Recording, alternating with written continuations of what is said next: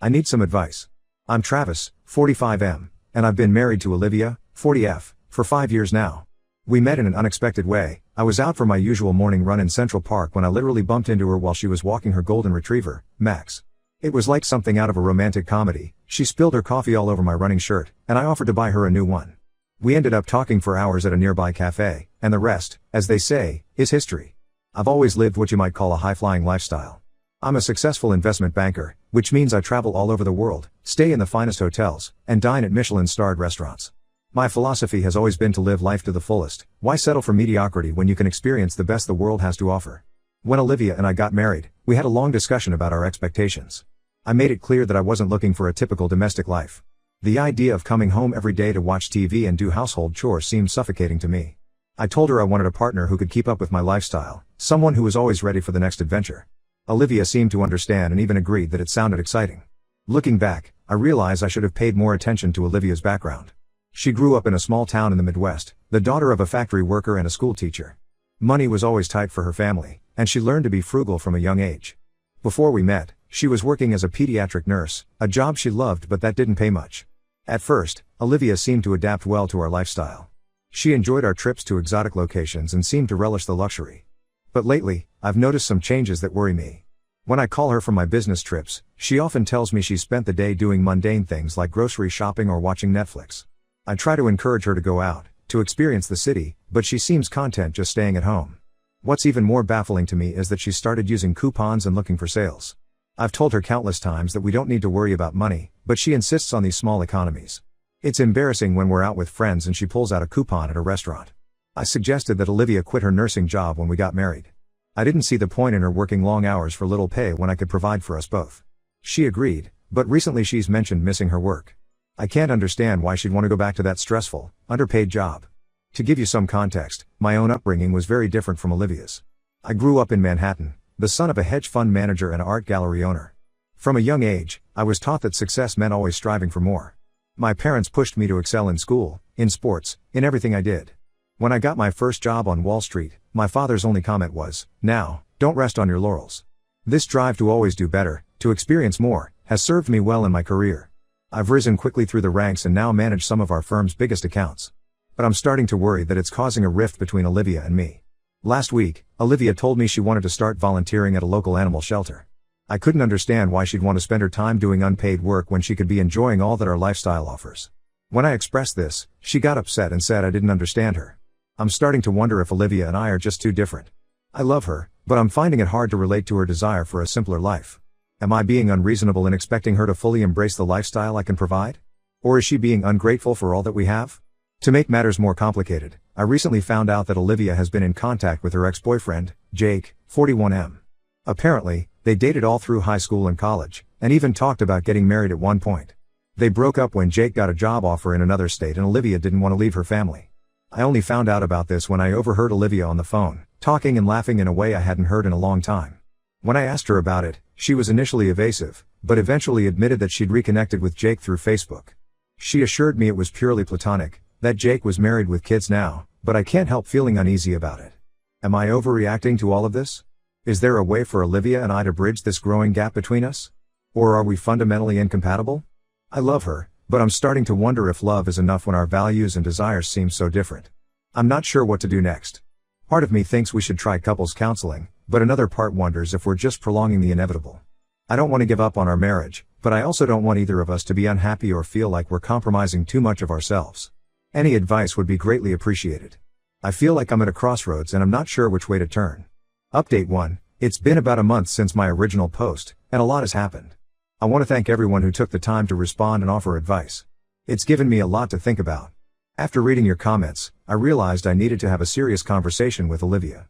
I decided to take a week off work, something I haven't done in years unless we were on vacation, to focus on our relationship. I sat down with Olivia and really listened to her for the first time in a long while. What I heard shocked me. She told me she's been feeling lonely and unfulfilled for a long time. She misses her work as a nurse, the sense of purpose it gave her. She said that while she appreciates the luxuries our lifestyle affords, it doesn't bring her the same joy it brings me. Olivia also opened up about her friendship with Jake. She admitted that talking to him reminded her of the person she used to be, someone with goals and ambitions beyond being my wife.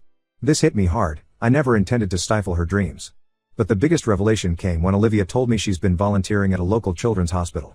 She's been doing this for months, telling me she was going to yoga classes or meeting friends. She said it made her feel alive again, using her nursing skills to help sick kids. I was initially hurt by her deception, but as she explained her reasons, I began to understand. She was afraid I would disapprove or try to talk her out of it. The fact that she felt she couldn't be honest with me about something so important to her made me realize how much damage my attitude has done to our relationship. We talked for hours, really opening up to each other in a way we haven't since we first started dating. Olivia shared her fears that she's lost herself in our marriage, that she's become someone she doesn't recognize. I shared my own insecurities, how my drive for success comes from a deep-seated fear of not being good enough. It was a difficult, emotional conversation, but it felt like a breakthrough. We've agreed to make some changes. I'm going to cut back on my work hours and try to be home more. We're going to volunteer at the children's hospital together once a week. And I've encouraged Olivia to look into part-time nursing positions if that's what she wants. As for Jake, Olivia has agreed to limit her contact with him out of respect for our marriage, but I've realized I need to trust her more. She's not the type of person to have an affair, emotional or otherwise. My jealousy was more about my own insecurities than anything she was doing. We've also decided to start seeing a couples counselor. I was resistant to the idea at first, but I now see that we need help to navigate these changes and rebuild our communication. It's early days, but I already feel like a weight has been lifted. I'm seeing Olivia in a new light, appreciating her compassion and dedication in a way I never did before. And I'm starting to question my own values and priorities.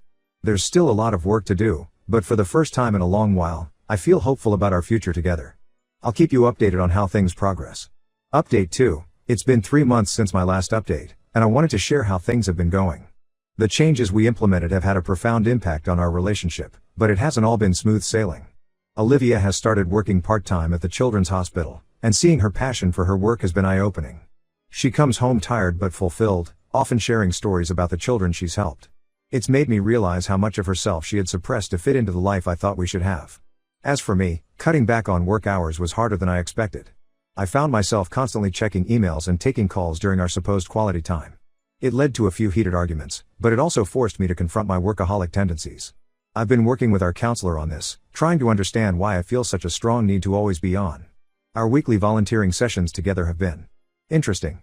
I'll admit, at first I felt out of place and useless. I'm used to being the expert in the room, and suddenly I was the one who didn't know what to do. But Olivia has been patient, teaching me how to interact with the kids and make them smile even on their toughest days. It's been humbling and, surprisingly, rewarding. However, not everything has improved. My reduced hours at work have led to some tension with my colleagues and a few missed opportunities. Part of me resents this, and I've caught myself blaming Olivia in my darker moments. I know it's not fair, but it's a struggle to let go of the life I thought I wanted. We've also had some disagreements about money. With Olivia working part-time and me working less, our income has decreased. Olivia seems fine with this, even suggesting we downsize our apartment, but I'm finding it hard to accept. The idea of scaling back our lifestyle feels like failure to me. On a positive note, our communication has improved dramatically. The counseling sessions have given us tools to express our feelings without attacking each other. We're learning to listen more and judge less. Olivia's friendship with Jake has evolved too. She's still in contact with him, but she's been completely transparent about it. She even suggested we all have dinner together with Jake and his wife when they're in town next month. I'm nervous about it, but I appreciate her openness. I've been doing a lot of self-reflection, trying to understand why I've always equated success with money and status. I've started reconnecting with old friends I'd lost touch with, people who knew me before I became so focused on my career.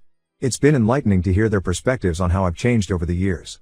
Overall, I'd say we're in a better place, but we're definitely still working things out. There are days when I miss my old life and wonder if I'm making a mistake. But then I see Olivia laugh or watch her interact with the kids at the hospital, and I'm reminded of why I fell in love with her in the first place. We're taking it one day at a time, learning and growing together. It's not always easy, but it feels real and meaningful in a way my life hasn't for a long time. Update 3. It's been 6 months since my last update, and I wanted to share the latest developments in our journey. The dinner with Jake and his wife, Emma, turned out to be a turning point for us. I was anxious about it, but it ended up being a pleasant evening. Jake is nothing like I had imagined. He's a down-to-earth guy who clearly cares for Olivia as a friend. Seeing them interact, I realized my jealousy had been completely unfounded. What really struck me was how Jake and Emma's life resembled what Olivia had often talked about wanting: a modest home, meaningful careers. Jake's a high school teacher and Emma's a social worker, and a strong connection to their community. Watching Olivia light up as they discussed local initiatives and shared stories about their work made me see her in a new light. This experience led to more deep conversations between Olivia and me. We started talking about what we really want out of life, beyond the material success I'd always chased. It wasn't easy, there were tears and arguments, but it felt like we were finally getting to the heart of our issues. A month ago, we made a big decision. We're moving out of our luxury apartment in the city to a smaller house in a quiet neighborhood. Olivia is thrilled about having a garden and being closer to the hospital where she now works full-time. I'm still adjusting to the idea, but I'm trying to approach it with an open mind. I've taken a step back at work, turning down a promotion that would have meant more money but also more time away from home. Instead, I'm exploring ways to use my skills to help nonprofit organizations with their financial planning. It's a big change, and honestly, it's scary. But it also feels right. Our relationship has its ups and downs, but we're facing challenges together now instead of growing apart. We still see our counselor regularly, which helps us navigate this new territory. I won't pretend it's all been easy. There are days when I miss the adrenaline rush of big deals and lavish client dinners. But then I come home to Olivia, and we cook dinner together or take a walk in our new neighborhood, and I realize that this simpler life has its own kind of richness.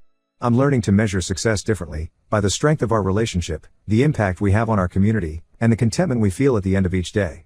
It's a work in progress, but for the first time in a long time, I feel like we're on the right path. Thank you all for your advice and support throughout this journey.